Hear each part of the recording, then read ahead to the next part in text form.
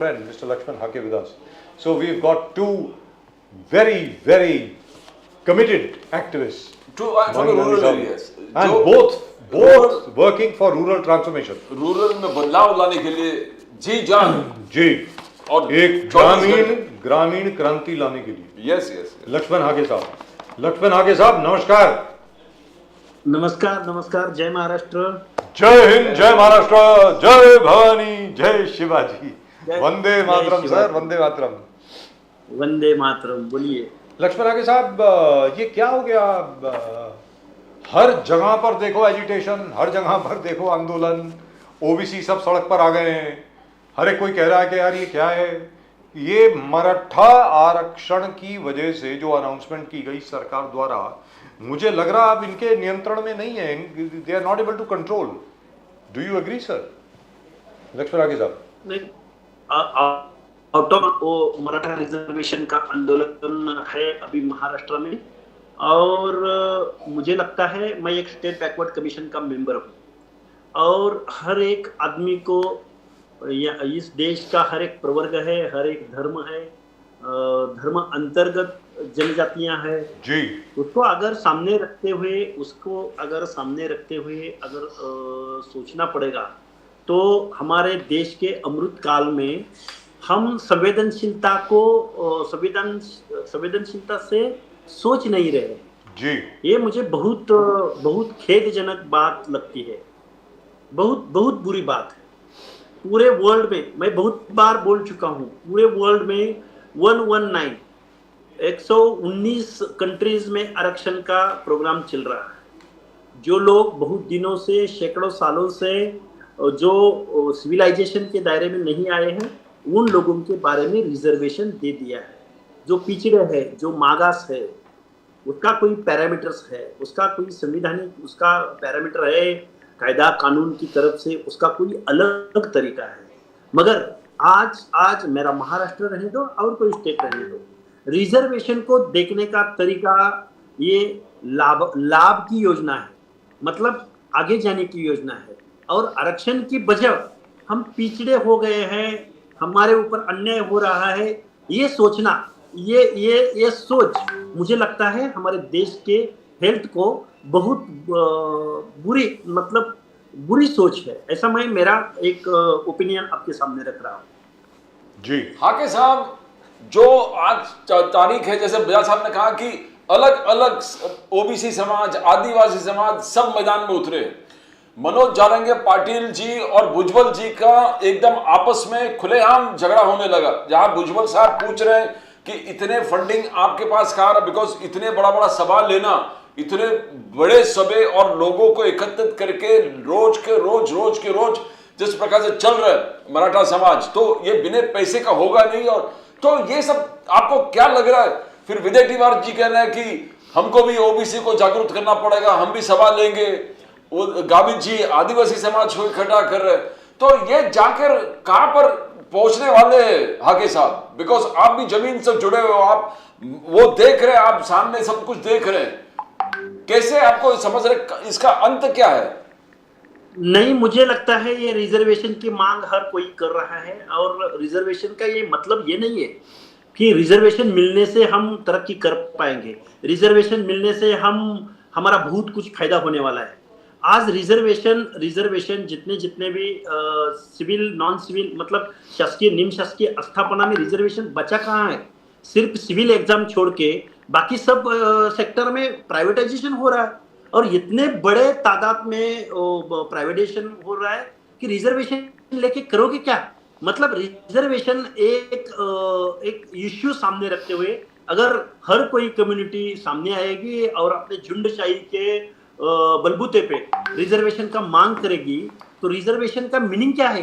Reservation का मतलब और रिजर्वेशन देना, ये जो कॉन्स्टिट्यूशन जिस टाइम हमारे देश में अपनाया, उस टाइम से वो ये मतलब नहीं था कि हर कोई उठे और हमें रिजर्वेशन की मांग करे। रिजर्वेशन का मतलब ये नहीं है। रिजर्वेशन जिसको बहुत साल से, मैं बहुत बार आपको बता चुका हूँ। हाके साहब, कांग्रेस राहुल गांधी जी बार बार वॉर फूटिंग में कर रहा है कि जातीय जनगणना जरूरी है। राहुल गांधी जी जो इंडिया अलायंस का घटक दल के एक अहम हिस्सा है। बीजेपी का कहना है कि देखो आप जो है ना जातिवाद का जहर इस समाज में और देश में आप खोल रहे हो, ये जातिवाद का एक जहर है। बोले इस पॉइजनस वेनम को आप कंट्रोल नहीं कर पाएंगे। और कांग्रेस जिस प्रकार से रोज रोज राहुल गांधी जी का कहना है कि जातीय जनगणना चाहिए, तो उनका कहना, बीजेपी का कहना है कि इट इज नॉट, ये पॉइजन है, वो कंट्रोल नहीं कर पाए। ये कहां तक जातीय जनगणना और बीजेपी का स्टैंड किस तरह आप देखते हो? नहीं, बीजेपी दो धर्म में लड़ाई लगा के वो अपना पोलराइजेशन करते आ रही है। मगर जात न्याय जनगणना करने से कैसा जातिवाद बढ़ सकता है? इसका कोई लॉजिक मुझे तो नहीं लगता है। ये राहुल गांधी जी बोले या और कोई बोले, कोई समाज शास्त्रज्ञ बोलने तो, कोई ये सिविल सेक्टर में काम करने वाले हर कोई का एक राय हम ले लेंगे।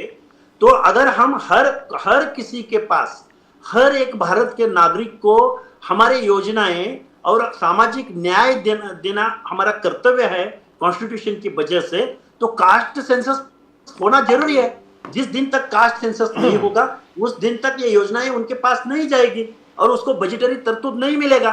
और बजटरी तरतूद अगर नहीं होगी तो उनकी सामाजिक योजनाएं, सामाजिक न्याय दिलवाने की जो योजनाएं हैं, ये योजनाएं पर्कुलेट नहीं होगी।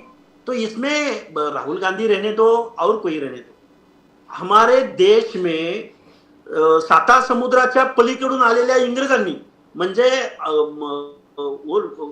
अंग्रेजों ने इस देश में आके हर कोई कम्युनिटी का मानव शास्त्रज्ञ दृष्टिकोण से कोई उनका सिविलाइजेशन देखा, उसका एजुकेशन देखा, वो ये लोग ऐसे क्यों रहते हैं, उसका कोई साइंटिफिक मेथड से अंग्रेजों ने इधर के लोगों को न्याय दिलवाने का प्रयत्न किया। मगर हमारे देश को स्वतंत्र मिलने के बाद हमारे लोगों ने कॉन्स्टिट्यूशन के बहुत सारे रिजर्वेशन रहने दो, 5 इयर्स प्लान रहने दो, और कोई पंचायत राज रहने दो, हर एक कोई योजनाएं हमारे देश में आई। मगर आज भी सामाजिक न्याय के बाहर बहुत सारी कम्युनिटियां हैं, उनको अगर न्याय दिलवाना है तो कास्ट सेंसस होना जरूरी है। लक्ष्मण आगे जी, भारतीय जनता पार्टी का ये कहना है कि कांग्रेस की जो डिमांड है कास्ट बेस्ड सेंसस की, वो जान करके की गई है क्योंकि नरेंद्र मोदी जी के आगमन के बाद हिंदू सोसाइटी जो है वो कंसोलिडेट हो गई है, वो एकत्रित हो गई है। एक बार फिर राहुल गांधी जी उसको डिवाइड करना चाहते हैं और जो लोग कास्ट बेस्ड सेंसस की बात कर रहे हैं वो अलग अलग जातियों में फिर हिंदू समुदाय को बांटना चाहते हैं ताकि उनकी राजनीतिक रोटियां सिकती रहें। लक्ष्मण आगे साहब। मैं तो ऐसा नेगेटिव नहीं देखूंगा, क्योंकि भारतीय जनता पार्टी ने 2019 में उनका जो जाहिरनामा मैनिफेस्टो था, जाहिरनामे में लिखा था कि हम ओबीसीओ का जात न्याय जनगणना कास्ट सेंसस करेंगे। तत्कालीन गृह मंत्री राजनाथ सिंह ने बोला था, मगर वो सत्ता में आने के बाद भारतीय जनता पार्टी ने कास्ट सेंसस करने को नकारा। ये तो कास्ट सेंसस और भारतीय जनता पार्टी की राजनीति, जब भारतीय जनता पार्टी को ओबीसीओ का वोट चाहिए था उस टाइम भारतीय जनता पार्टी बोल रही थी कि हमें कास्ट जात न्याय जनगणना होनी है, जात न्याय जनगणना करनी है। तो मुझे ये लगता है कि ये सिर्फ पोलराइजेशन और वोट सामने रखते हुए ये लोग बोलते हैं। मगर मैं एक एक्टिविस्ट होने के नाते मैं आपको बोल दूंगा कि कास्ट सेंसस जब तक नहीं होगा उस दिन तक ये आरक्षण रिजर्वेशन पर्कुलेट नहीं होगा। आगे साहब, देवेंद्र फडणवीस जी कुछ ही दिन पहले बोले थे कि जिस प्रकार से कांग्रेस इस चीज को हाईलाइट कर रहे हैं कि बार बार उनका कहना है कि 2011 का जो सेंसस हुआ था उसको उजागर न करने के सबसे बड़ा कदम कांग्रेस के मिनिस्टर्स थे, उन्होंने विरोध कर दिया, पार्लियामेंट में विरोध कर दिया। बोले फडणवीस जी का कहना कि चिदम्बरम जी खुद इसके खिलाफ बोलने लगे कि इसको अभी उजागर नहीं करना चाहिए। तो किस स्टैंड से कांग्रेस इसको बोल रही चाहती है? जब हो सकता था तो आपने कुछ किया नहीं, अब जब मोदी जी कुछ कर रहे हैं एक सोशल रेवोल्यूशन लाने के लिए हर चीज जो है, जो वुमेन्स बिल्स लिखे, नारी शक्ति वंदन अधिनियम, बोले 27 साल में आप सिर्फ सोचते रहे, अभी मोदी साहब ने करके दिखाया। तो आज मोदी, बीजेपी का कहना, फडणवीस जी का कहना है कि मोदी साहब करने लगे हैं, बट आप और इंडी अलायंस के लोग सिर्फ बोल रहे हैं, दिल में कुछ नहीं है। नहीं, मैं थोड़ा पार्टी पक्ष पोलराइजेशन ये बाजू रखते हुए सिर्फ ओबीसी के हित में मैं थोड़ा बोलूंगा, क्योंकि इस देश में, देश को स्वतंत्रता मिलने के बाद लास्ट 75 इयर्स में सिर्फ इकोनॉमिकल प्लानिंग बहुत बड़े तादाद में पे हो रहे हैं।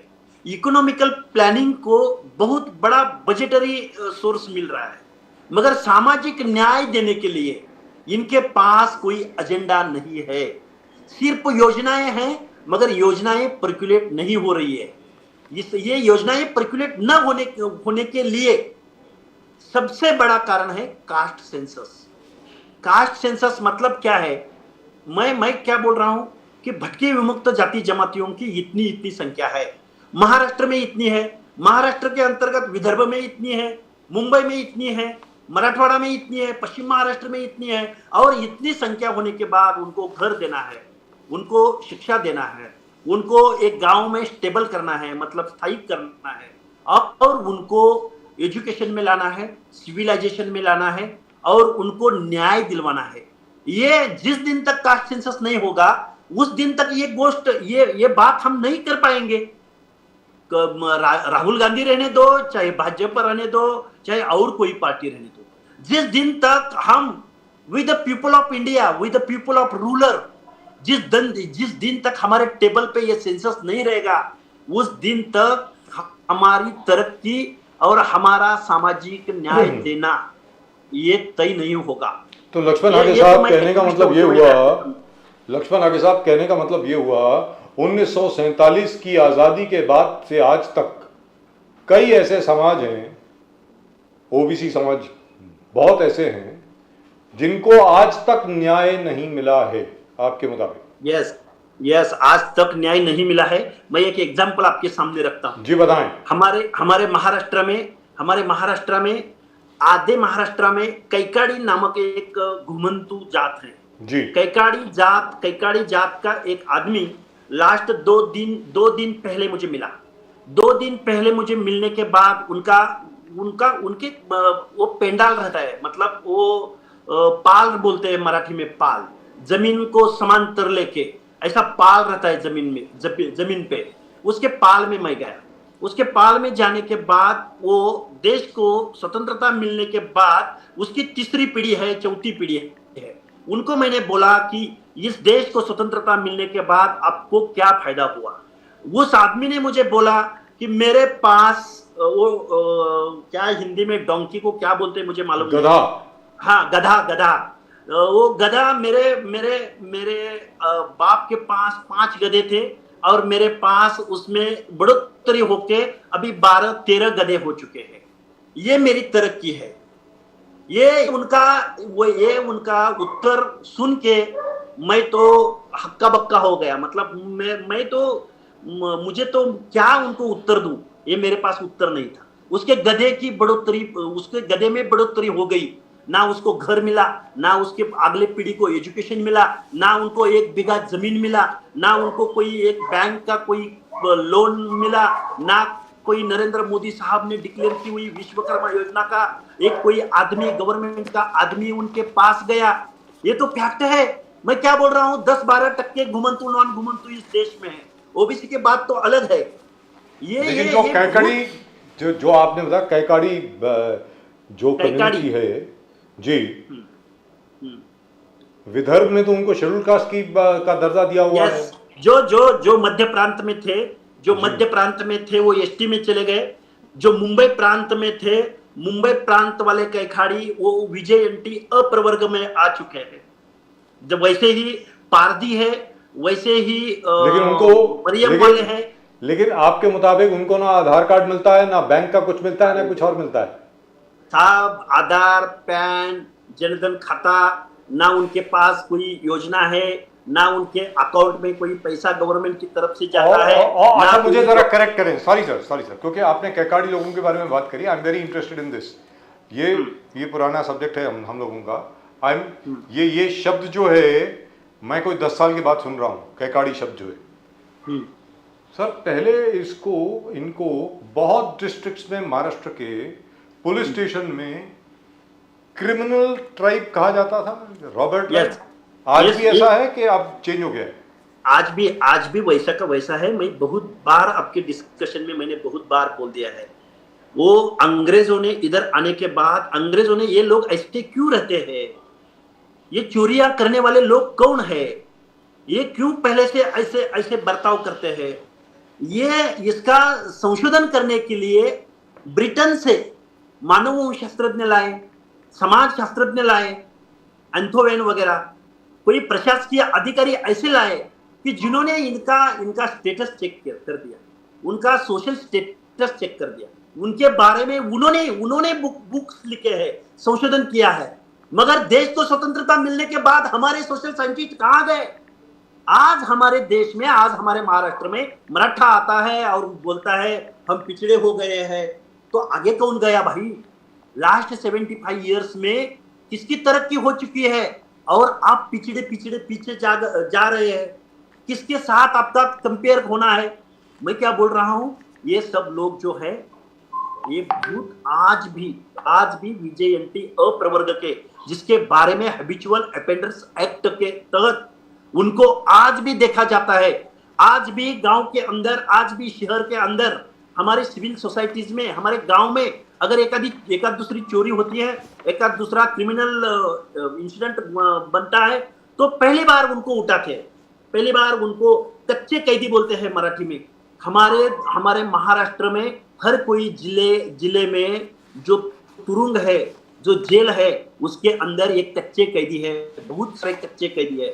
ये जेल में मारहान के अंतर्गत मर जाते हैं, ना उनके कोई पीछे मानवता अधिकार वाले लोग रहते हैं, ना कोई कानून ऐसा है, इनके लिए कोई मोमबत्ती नहीं जलाता, उनको देखते हैं। जी दुरुस्त बात है, इनके लिए कोई रैली नहीं करता मोमबत्तियों के साथ। Correct, absolutely correct. कौन? ये अनऑर्गेनाइज्ड लोग हैं। जी दुरुस्त बात है। ये और यही नहीं है, प्लीज करेक्ट मी अगेन, सुधार कर दें अगर मैं गलत बोल रहा हूं तो। प्रदीप जी साहब मैंने 5-6 दिन हो गए, ये विजयंती के ब प्रवर्ग के लोगों को मैंने इकट्ठा किया और इन सब लोगों को लेके मैं मातोश्री पे गया, उद्धव साहब के घर के सामने मैं इन लोगों को लेके गया। चंद्रपुर और गढ़चिरौली 2 डिस्ट्रिक्ट छोड़ के बाकी सब डिस्ट्रिक्ट में से वो लोग आए, वो परंपरागत वेश में आए।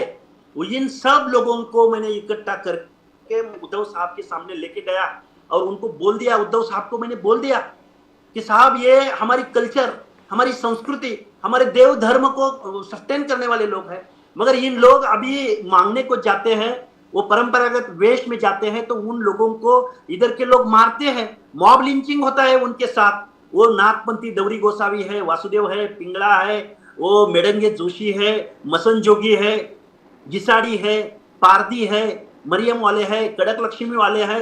इन लोगों को मॉब लिंचिंग के तहत, उनकी भाषा उनके समझ में नहीं आती है, सिविल लोगों के ध्यान में नहीं आती है ये क्या बोल रहे हैं, तो उनको लगता है ये लड़कों को भगाने वाली टोली है, उनको लगता है ये चोरी करने वाले लोग हैं।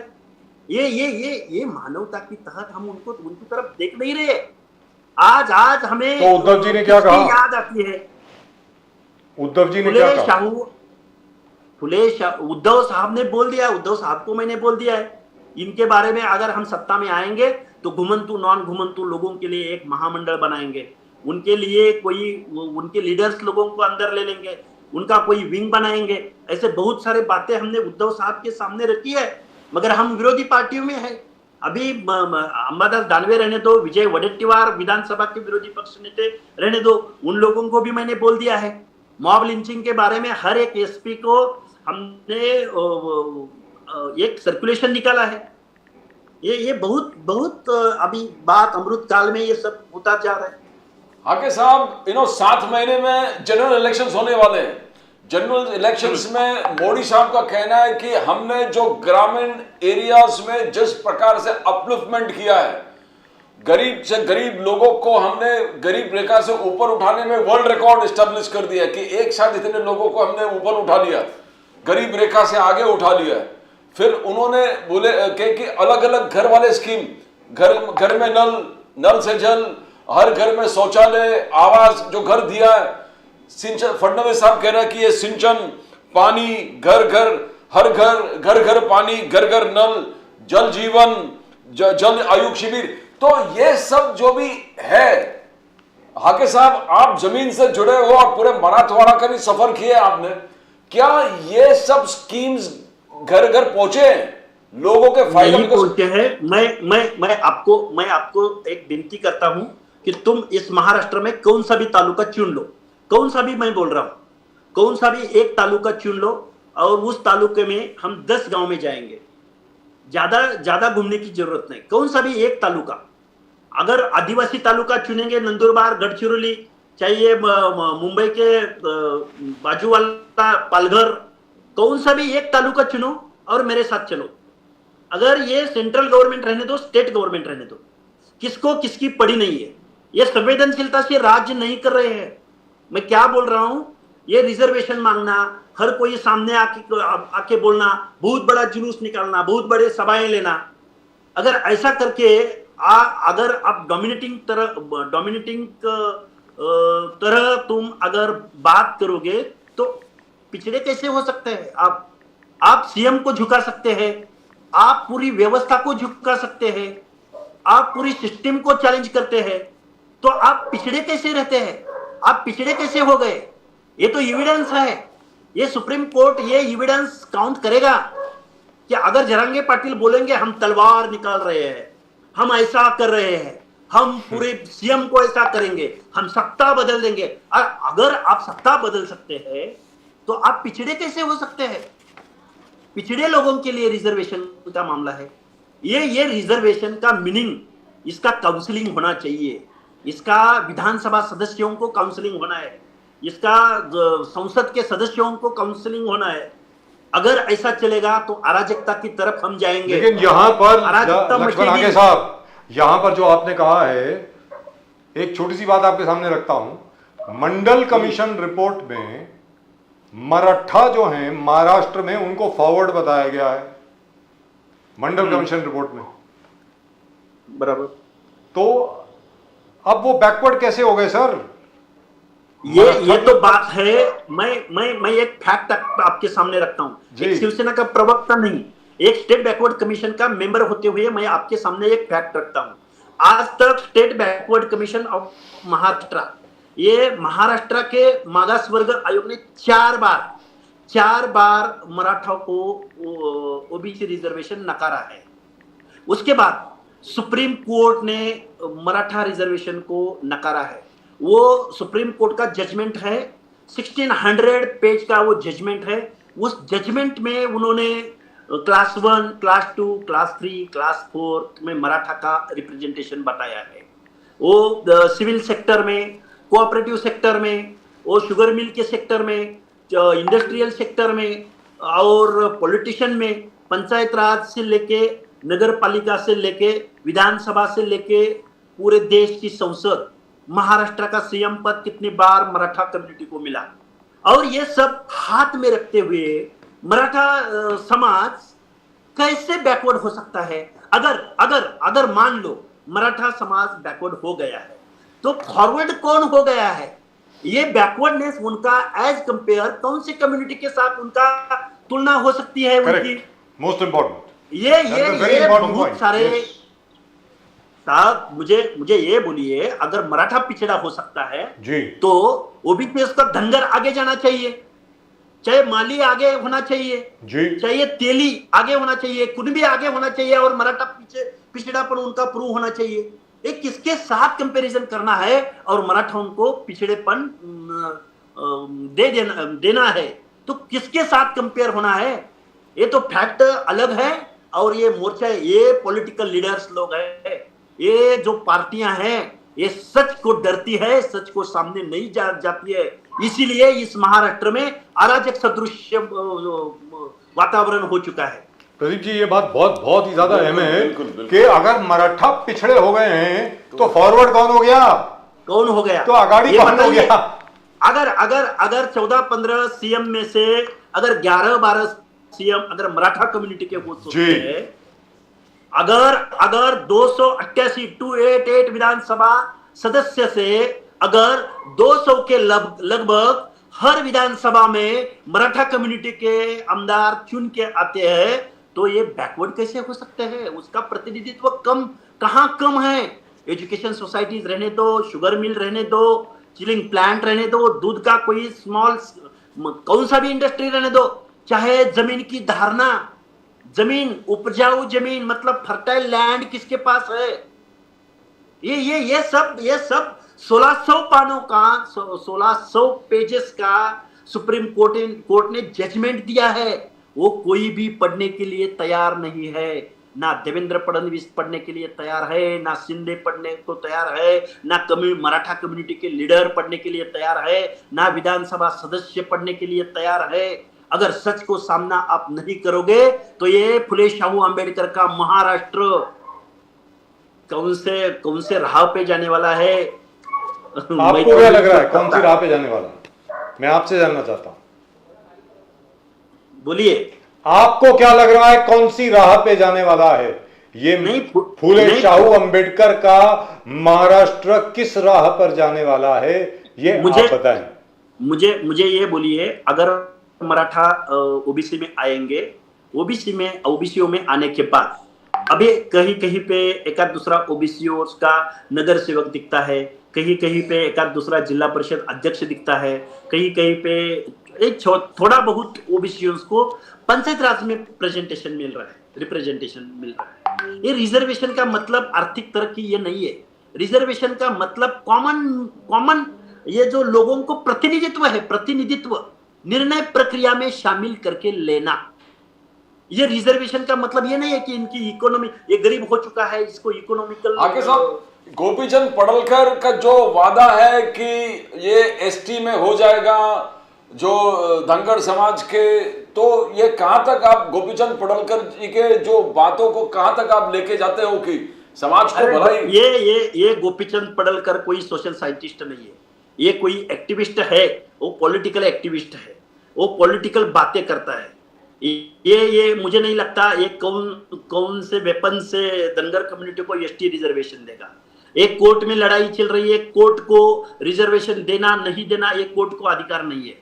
उसके लिए स्वायत्त संस्थाएं हैं, चाहे स्टेट बैकवर्ड कमीशन होने दो, एसटी कमीशन होने दो, एससी कमीशन रहने दो, सेंट्रल लेवल पे राष्ट्रीय मागास वर्ग आयोग ओबीसीओ का आयोग रहने दो। ये तय करने वाले है कौन? अगर महाराष्ट्र का गवर्नमेंट, जैसे सिद्धरामैया ने कर्नाटक में धनगर कम्युनिटी को एसटी रिजर्वेशन देने की सिफारिश केंद्र को भेजी, वैसी सिफारिश महाराष्ट्र गवर्नमेंट ने, महाराष्ट्र के सीएम ने सेंट्रल को भेजना है। ये गोपीचंद पडळकर है कौन? क्या हम दे देंगे, हम इतने दिनों में दे देंगे?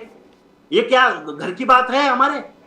ये पॉलिटिकल एजेंडे पे चलते हैं लोग। ना इनको कम्युनिटी की पड़ी है, ना इनको सोशल बैकवर्डनेस मालूम है, ना इनको कोई रिप्रेजेंटेशन मालूम है। ये सब पॉलिटिकल एजेंडे पे काम करने वाले स्टंटमैन है। गोपीचंद रहने दो, देवेंद्र फडणवीस रहने दो, एकनाथ शिंदे रहने दो, हर कोई पॉलिटिकल लीडर, सच को सामना करने के लिए एक भी पॉलिटिकल लीडर महाराष्ट्र में सामने नहीं आ रहा है। Right. ये तो फैक्ट है। Right, thank you so much Mr Laxman Hake, always a pleasure talking to you. और आज जो आपने ककाड़ी समाज के बारे में बताया, मतलब दैट्स दिल दहला देने वाली बात है कि आज भी बहुत ऐसे ओबीसी हैं जिनको क्रिमिनल ट्राइब की तरह डेजिग्नेट किया जाता है। आज भी कई डिस्ट्रिक्ट में 14 जातियां हैं महाराष्ट्र में जी। महाराष्ट्र में 14 जातियां हैं। आज भी उनके पीछे पुलिस का ससेमिरा रहता है। आज भी इन जातियों के बारे में मानवता का एक भी पैरामीटर, मानवता, इस देश, ये हमारी इतनी बहुत बड़ी लोकशाही, यूनो को क्या रिपोर्टिंग भेजते हैं मालूम नहीं मुझे। हमारा देश क्या जाने दो, वो मानवीय मूल्यांकन के बारे में हम इतने पीछे क्यों हैं, इसका ये कारण हो सकता है। Right, thank you so much Laxman Hake sahab, आप इसी तरह तरक्की करते रहें और मैं उम्मीद करता हूं कि आप अपनी कॉन्स्टिट्यूंसी का ख्याल रख रहे हैं। आगे जाकर के हम चाहेंगे आपको लोकसभा में देखना बहुत मेहनत कर रहे हैं मेरे आप मेरे वहाँ पे, मैंने पार्टी ने सुना तो है। मेरा नाम डिक्लेयर कर दिया है। जी। चाहे आगे जाके क्या होता है देखते हैं। लेकिन वहाँ पर मेहनत बहुत कर रहे हैं आप, मैंने सुना है। मेहनत मेहनत तो है, कर रहे हैं। जी चलिए sir, thank you very much. धन्यवाद, जय हिंद, धन्यवाद। जय महाराष्ट्र, जय भवानी। जय हिंद, जय महाराष्ट्र, जय भारत। जय भवानी, जय शिवाजी, भारत माता की जय। जय थैंक यू। जय thank you. That's a very, very committed young man, very passionate young man, Yes, and invariably absolutely. he comes out with some new facts or the other which are And he startling talks and shocking. real, जो असली सच्चाई है हो सकता है उसी पे बात करते रहते हैं। Fantastic. We need more young men like him. In whichever party. I mean, he could be in the BJP. I mean, I personally think his place is in the BJP. Personally, the BJP Many needs of people like him. the Mahadev Jankar, if you see, he was in the BJP. I don't know today if he's affiliated to the BJP or not. Many of the OBC leaders, in fact, have been.